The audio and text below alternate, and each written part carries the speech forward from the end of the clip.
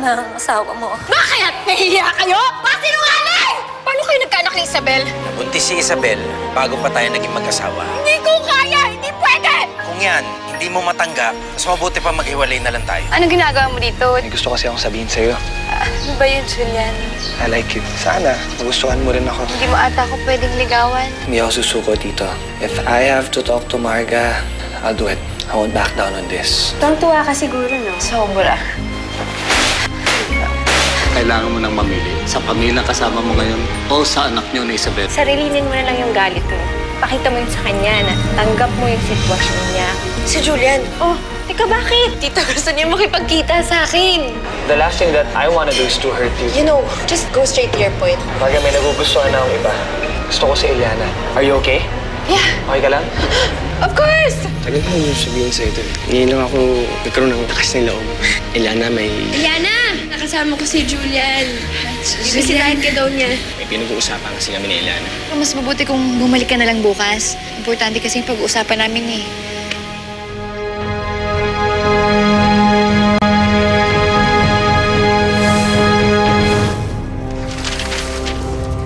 Sabihin ko na inaramdaman. Ito na eh. Si Epal bigla eh.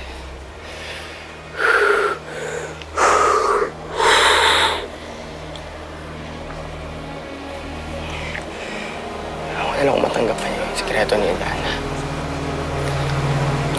Ewan ko lang kung matatanggap pa niya si Eliana sa sikreto niya.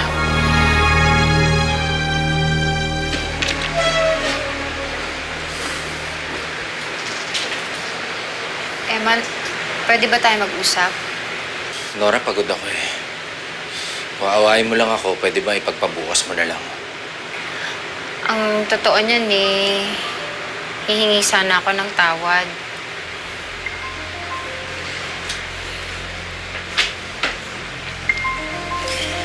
Eman, pasensya ka na. Pero sana naman naiintindihan mo rin na bigla naman ako. Handa akong tanggapin ang anak niyo ni Isabel. Naisip ko rin, matagal na rin naman nangyari yun. Tsaka wala rin naman ako magagawa kundi tanggapin ng lahat.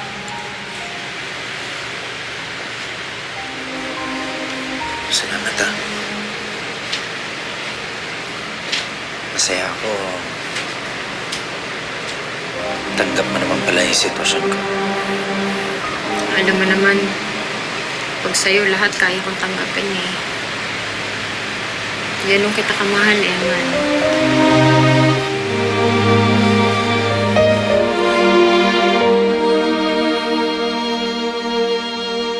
Isabel, malapit yung ampunan dun sa bahay ng kumare ng mama ko. Ipagtatanong na lang natin yung eksaktong lugar sa kanya.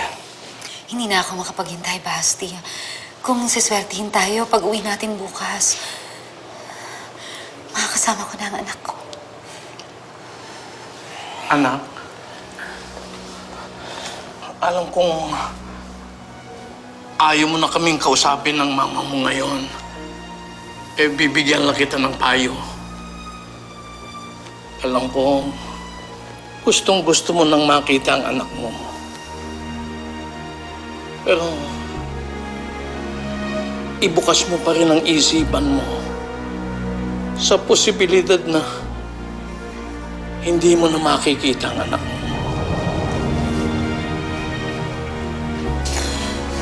Ipagdasal niyo po na makita ko ang anak ko dahil kung hindi ko na po kayo mapatawad ni Mama. Kahit kailan.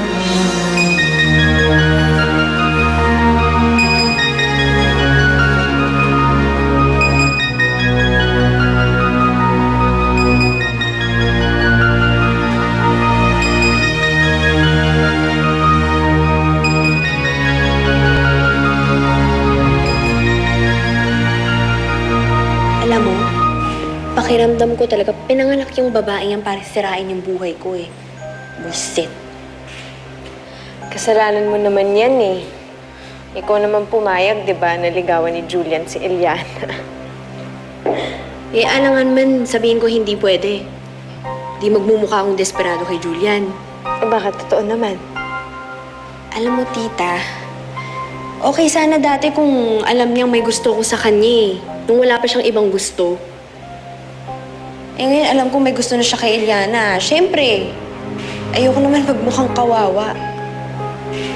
Ayoko magmukhang ako yung naghahabol sa kanya. Ngayon naman pala eh. Pero, gusto mo yan, di ba? Kaya panindigan mo yan.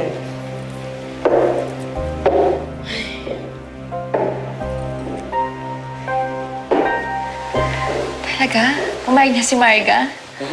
Nag-usap kami kanina at yan, okay lang na sa kanya na magkaibigan na lang kami. At okay rin sa kanya yung plano ko. Wala na rin makakapigil sa akin, Eliana.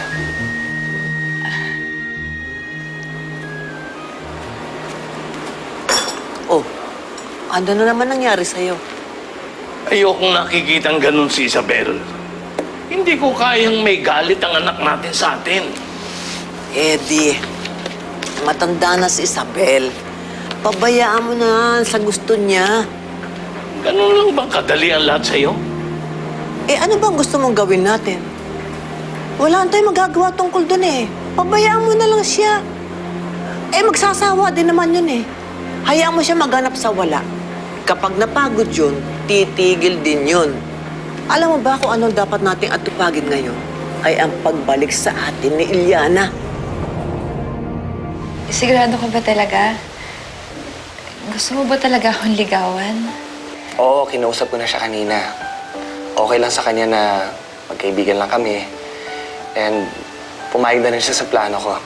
Wala na rin makakapigil sa akin, Eliana. Sigurado ka ba talaga? Eliana naman. Ilang beses ko na napag-isipan yan. At isa lang ang sagot ko. Oo. Sigurado ako. Pero, hindi mo pa ako masyado kilala. Magkakilala tayo nung bata pa tayo, di ba? Mas nakita pa tayo ulit. Tapos ngayon, mas naging close pa tayo. Di ba tadhana yun? Lalo ko, naniniwala ako. Ikaw ang destiny ko. Pero Julian, marami ka pang hindi alam tungkol sa akin. Paano pag may nalaman kang kakaiba tungkol sa akin? Kung ano man yun, tatanggapin ko. Sigurado ka? Siguradong sigurado ako. May gusto sana akong ipakita sa'yo. Pagkatapos nun, sabihin mo sa akin kung tanggap mo pa rin ako. Kung ano pa yan, tatanggapin ko.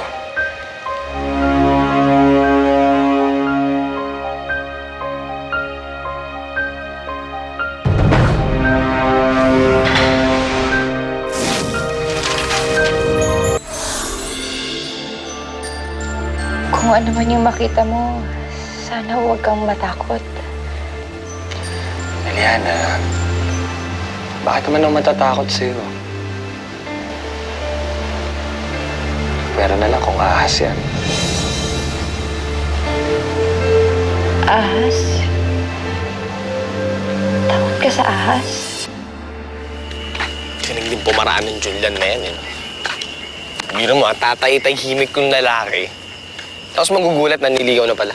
Sabi sa'yo eh, kung nagtapat ka na kay Eliana dati pa, eh di sana wala ka ng problema ngayon. Wala na. Unahan na ako. Eh nililigawan pa lang naman eh. Hindi pa naman sinasagot. Ang kailangan mong gawin, humabol. Tapatan mo. Makipagsabayan ka sa panliligaw sa kanya. Pwera na lang kung sumusuko ka na. Ayoko hindi ako sumusuko, ah. Tagal ko nang gusto si Eliana. Tsaka hindi ko nga yung gagawin kay Eliana, no? Matagal ko na siyang gusto, kaya dapat ako yung sasagutin niya, ako. Yun, oh.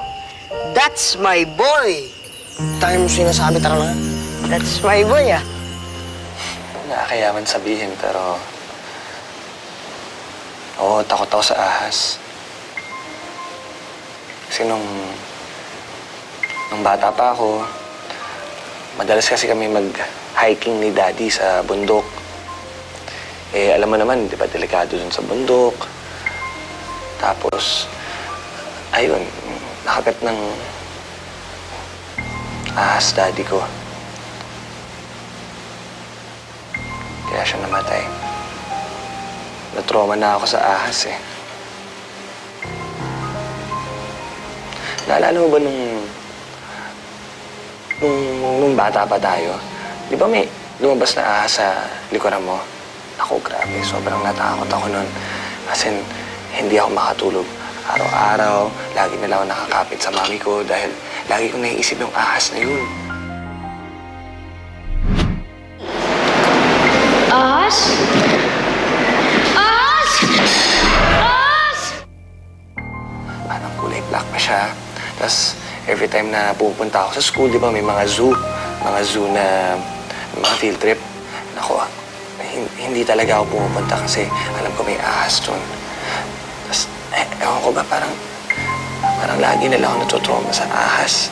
Ako, sorry, Eliana, napahaba ata yung usapan natin eh. Ano ba ulit yung ipapakita mo sa akin? Wala yun. Yung peklat. Naalala mo ba nung nasunog ako? Ayun, magaling na siya. Talaga? Galing na. Ba't naman ako matatakot sa peklat? Ito naman, nilaloko lang naman kita eh.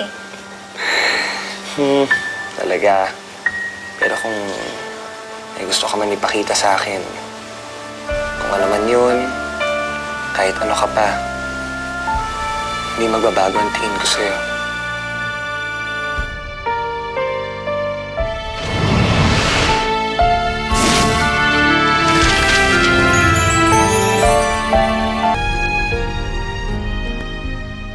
Buti na lang, hindi kita naipakita agad kanina.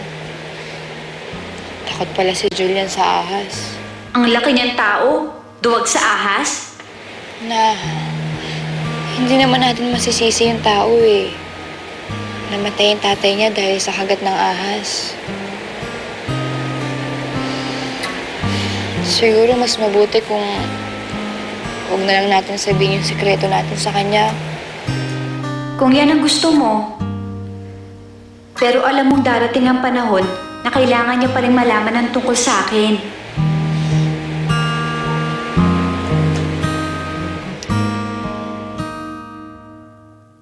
Yeah, boy!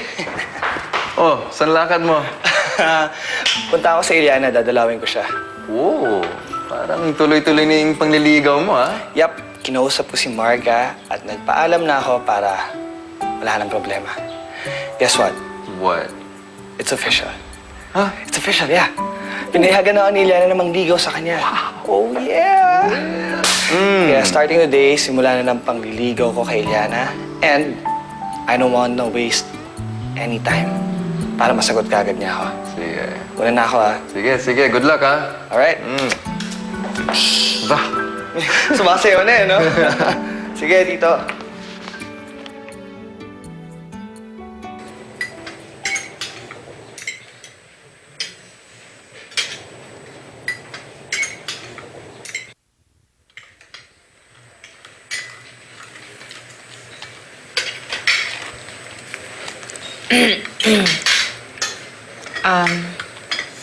Marga, may gusto sana kaming sabihin ng daddy mo sa'yo eh.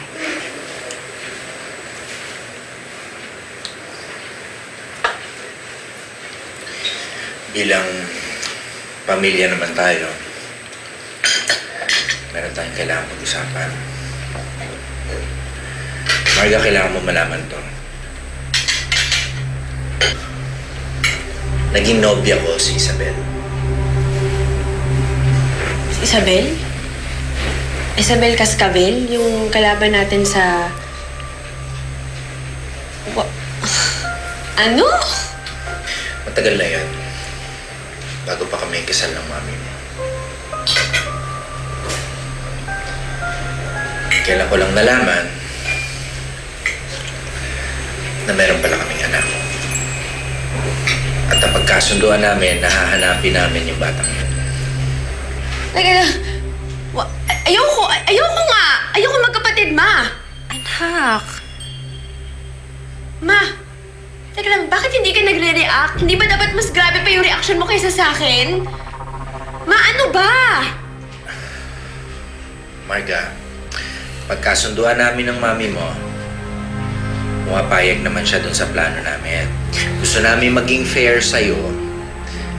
Ayaw namin itago. Karapatan mo malaman ang katotohanan. anak, intindihin mo na lang yung sitwasyon ng daddy mo. Kasi anak din niya yung pinag-uusapan natin dito. Nakapag-desisyon na pala kayo eh. Di ba kailangan sabihin sa akin? Marga! Marga!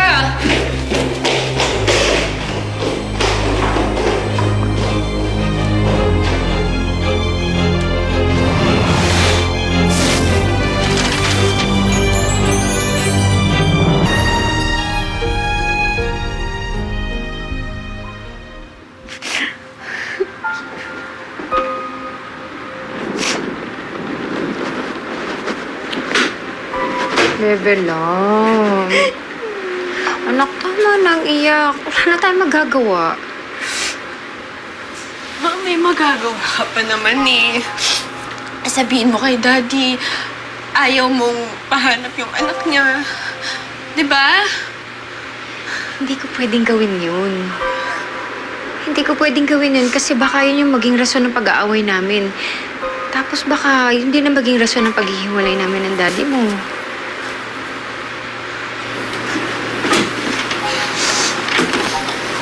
Marga.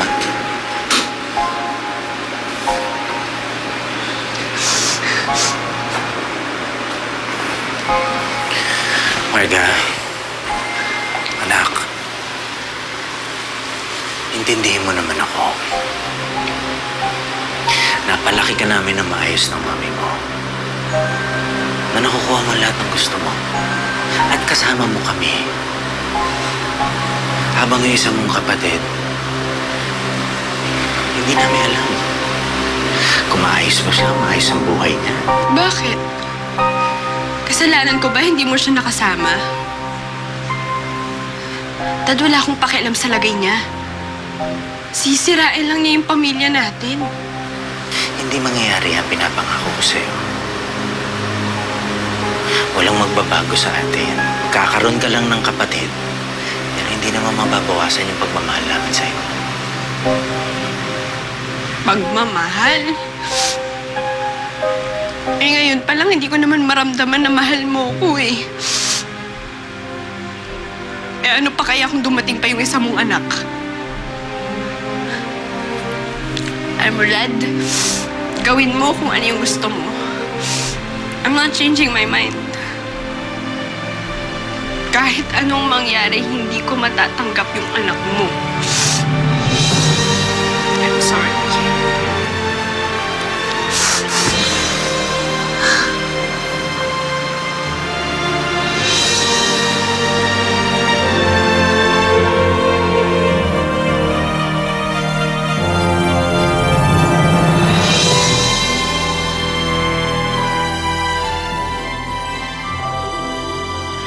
Naku, nakakaloka tong bahay na to, no? Ang daming mga bagong balita. Diyos ko, nakakasato. Nagulat nga rin ako, Ate Teta eh. May anak pala si Mang Eman at Ma'am Isabel. Alam mo, saan na kaya yung anak nila? At saka, bakit nawawala? Kung nasan man siya, sana maayos yung kalagayan niya. Sana nga ako din eh. Hinahanap din sana ako ng tunay kong mga magulang.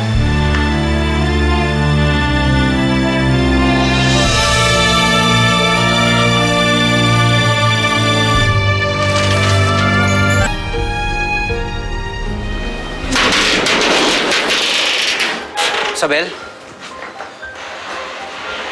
Ano ginagawa mo dito? Sasama ako sa paghahanap ng anak namin.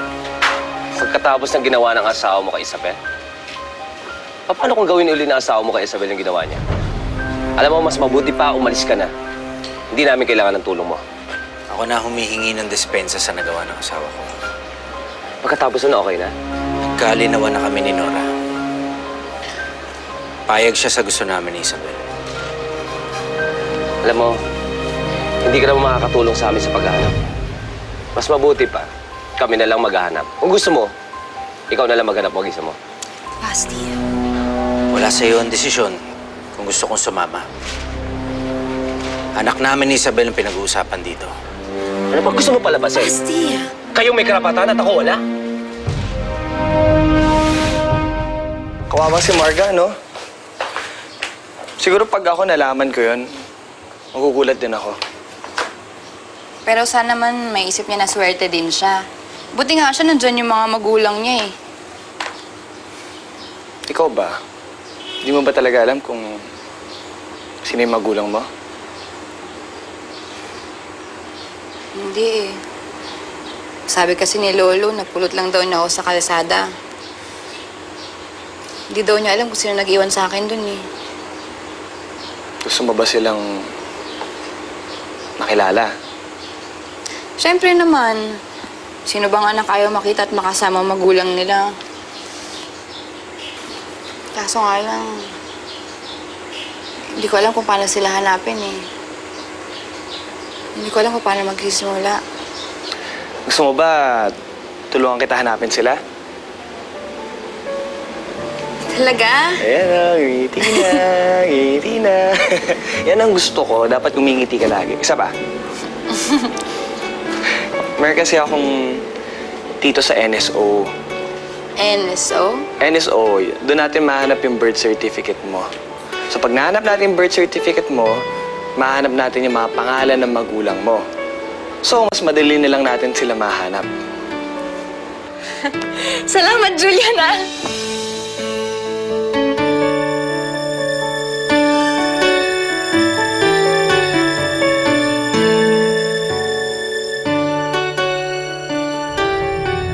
Tumigil na nga kayo. Pareho kayong magsumama. Kung mag-aaway din lang kayong dalawa. Isa lang ang gusto ko, Eman, Basti. Ang mahanap ang anak ko.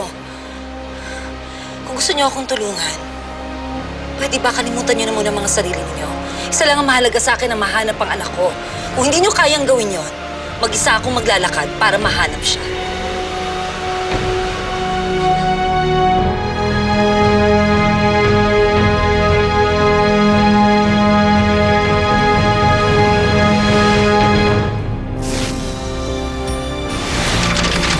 Kailangan mo na talaga magmadali. Mas marami pang kamalasan ang mangyayari sa pamilya mo. Isang Eliana ang nakita ko sa database namin na tugma naman doon sa birthday mo. Taka, ikaw na ito. February 1995, pinakita po ako nag-fit sa description niya. Ito ba yung bahay Ampunan? Yan nga po yung dating bahay Ampunan, yung Hospicio de San Martin. Pero matagal na pong nasunog yan. Napakaraming away ang magaganap. Anong dapat kong gawin? Ang ahas. Siya pa rin ang konektado sa swerte niyo at sa pamilya mo.